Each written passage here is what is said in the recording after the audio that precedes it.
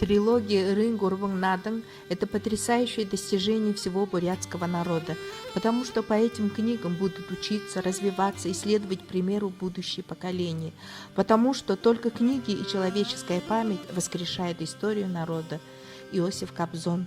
Автором проекта трилогии Рын-Гурван-Наден главный федеральный инспектор по Забайкальскому краю Баир Жамсуев, редактор-составитель, член Союза журналистов России Саяна Юшиева.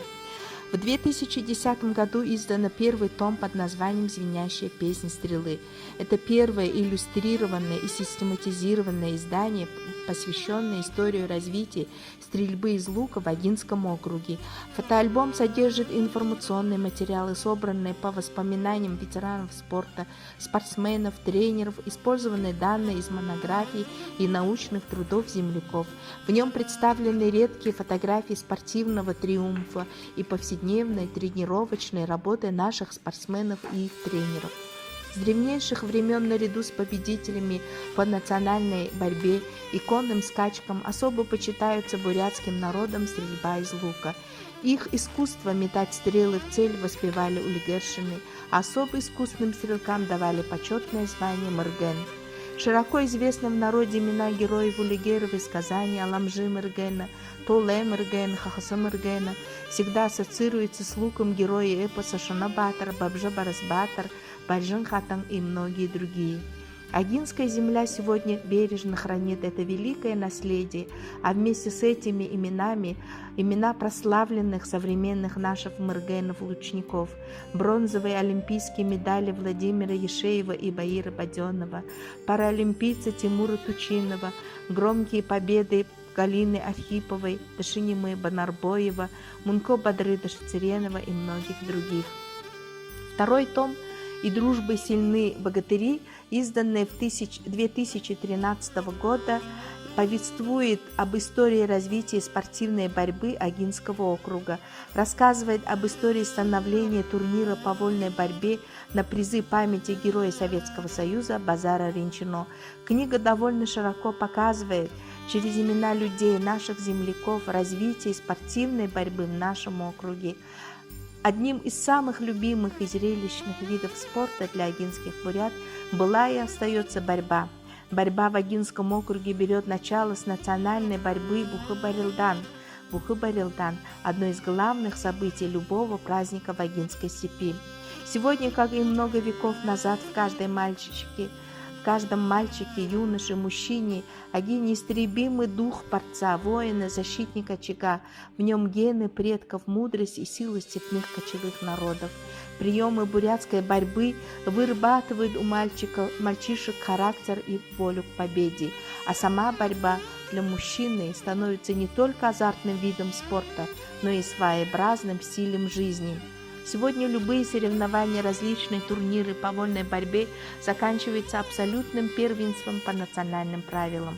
Проводятся турниры на призы памяти Героя Советского Союза Базара Ринчино, Жабона. Вольная борьба для жителей Степной Аги не просто вид спорта, а целая философия и образ жизни.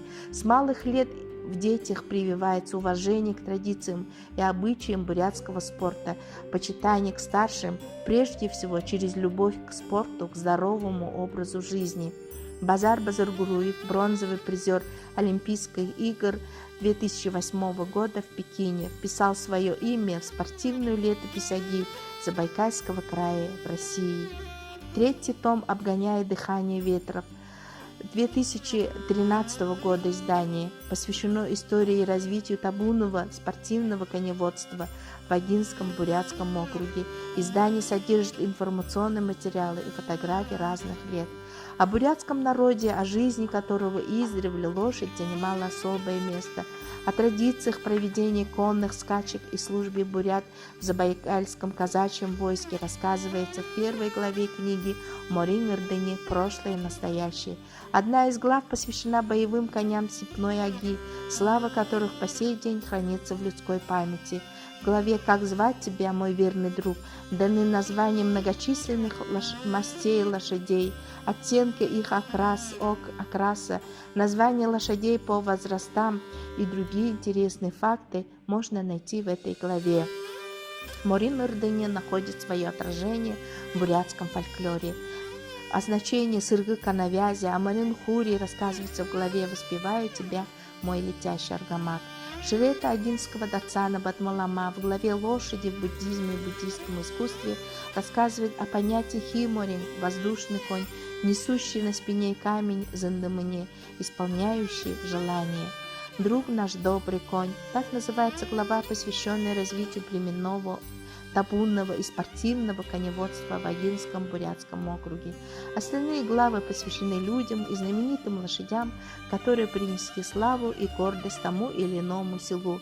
Трилогия занимает достойное место среди других многих изданий по истории краеведения Агинского бурятского округа, поэтому интересно широкому кругу читателей.